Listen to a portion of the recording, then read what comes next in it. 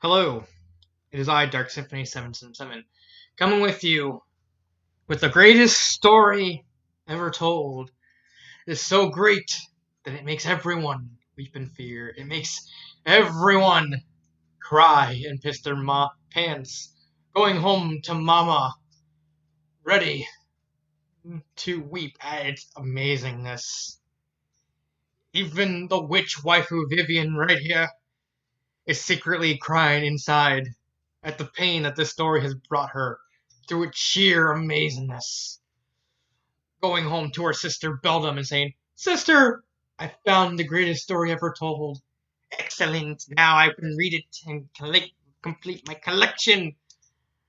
I bet you're wondering, what is this greatest story ever made?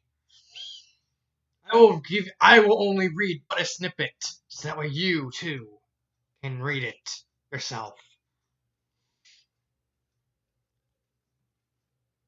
Hi, my name is Ebony Darkness Dementia Ravenway, and I have long, ebony black hair. That's how I got my name, with purple streaks and red tips that reaches my mid-back, and icy blue eyes like liquid tears, and a lot of people tell me I look like Amy Lee. If you don't know who she is, get the hell out of here. I'm not related to Gerald Way, but I wish I was, because he's a major fucking hottie. I'm a vampire, but my teeth are straight and white. I have pale white skin. I'm also a witch, and I go to a magic school called Hogwarts in England, where I'm in the 7th year. I'm 17.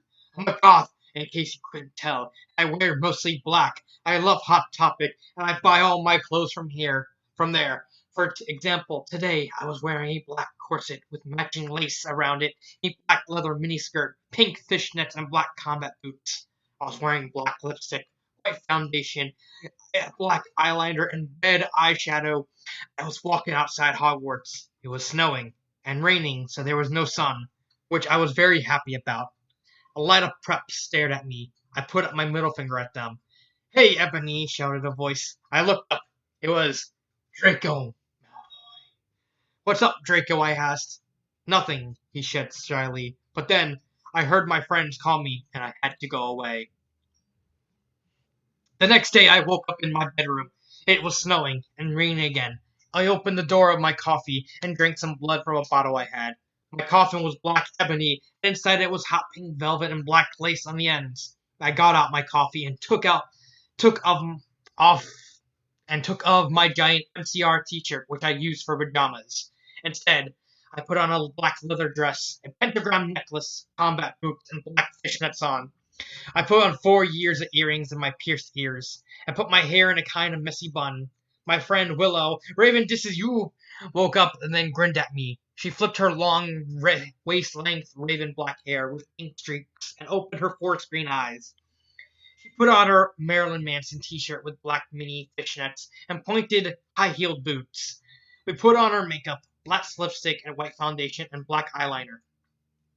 "Oh, OMFG, I saw you talking to Draco Malfoy yesterday," she said excitedly. "Yeah, so," I said, blushing. "Do you like Draco?" she asked as we went out of the Slytherin common room and into the Great Hall. "No, I so fucking don't," I shouted. "Yeah, right," she exclaimed. Just then, Draco walked up to me. "Hi," he said. "Hi," I replied flirtily. "Guess what?" he asked. "What?" I asked. "Well, Good Charlotte and are having a concert in Hogsmeade," he told me.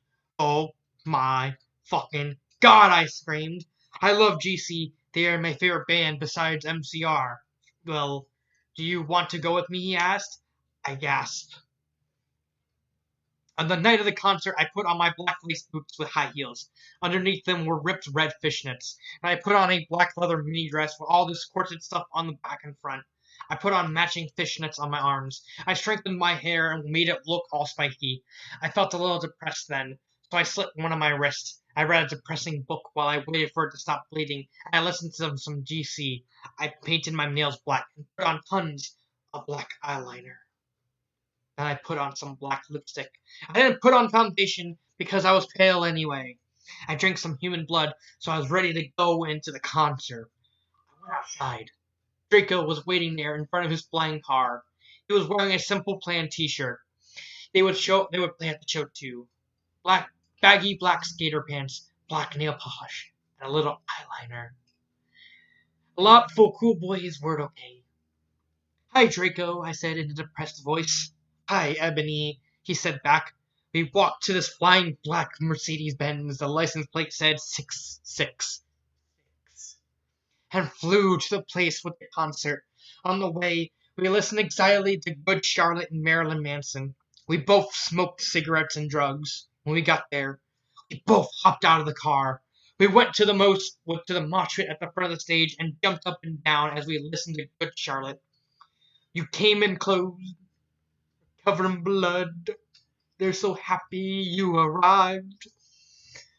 Doctor cuts your cord, hangs you to your mom. She set you free into this life, sang Joel. I don't own the lyrics to that song. Joel is so fucking hot, I said to Draco. Prayed to him as he sung, filling the club with his amazing voice. Suddenly, Draco looked sad. What's wrong? I asked as we moshed to the music. I caught on. Hey, it's okay if I don't like him better than you, I said. Really? Asked Draco sensitively as he put his arms around him all protectively. Really, I said. Besides, I didn't even know Joel, and he's going out with Hillary fucking Duff. I fucking hate that little bitch, I said disgustingly, thinking of her ugly blonde face.